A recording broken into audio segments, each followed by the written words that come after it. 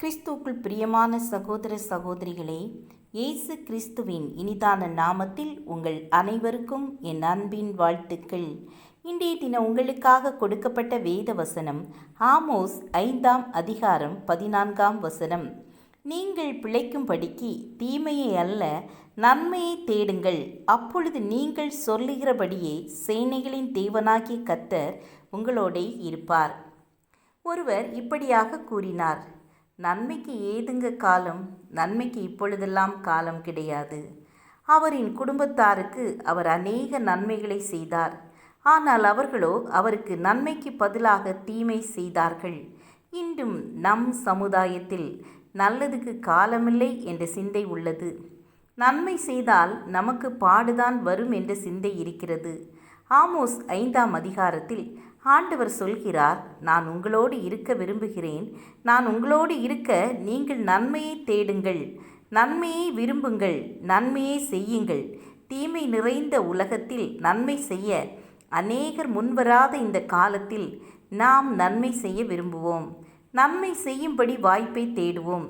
இயேசு நன்மை செய்தவராய் சுற்றி திரிந்தார் என்று அப்போஸ்தலர் 10ஆம் அதிகாரம் 38 கூறுகிறது. நன்மை செய்யும்போது ஆண்டவரின் இரக்கத்தை பெறுகிறோம். ஒரு பெண்மணிக்கு அறுவை சிகிச்சை செய்யப்பட்டது. அறுவை சிகிச்சையின் போது முன்பணமாக சிறிய தொகையை செலுத்தினார்கள். அவர்கள் எல்லாரிடமும் உதவி கேட்டார்கள். அவர்கள் மீதமுள்ள பணத்தை அவர்களால் கட்ட முடியவில்லை. யாரிடம் இருந்தும் எந்த உதவியும் வரவில்லை. சோர்ந்து போன நிலையில், ஆண்டவரே எங்களுக்கு உதவி செய்யும் என்று ஜெபித்தார்கள். சற்று நேரத்தில் அங்கு வந்த செவிலியர், உங்கள் மீதமுள்ள தொகை செலுத்தப்பட்டாயிற்று, நீங்கள் இன்றைக்கே உங்கள் வீட்டிற்கு செல்லலாம். அப்பொழுது அந்த செவிலியரிடம், எனக்காக யார் அந்த தொகையை செலுத்தியது என்று கேட்டார்கள்.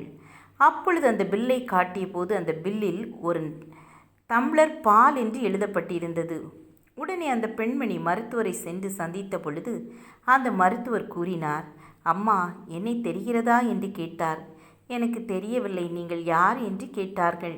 என் குடும்பம் ஏழ்மையில் இருந்தபோது நான் படிப்பதற்கு பணம் தேவைப்பட்டபடியால் தினந்தோறும் காலையில் பேப்பர் போடுகிற போது நீங்கள் எனக்கு காலை குளிரான வேளையில் அநேக நாட்கள் எனக்கு சூடான ஒரு கப் பால் கொடுப்பீர்கள்.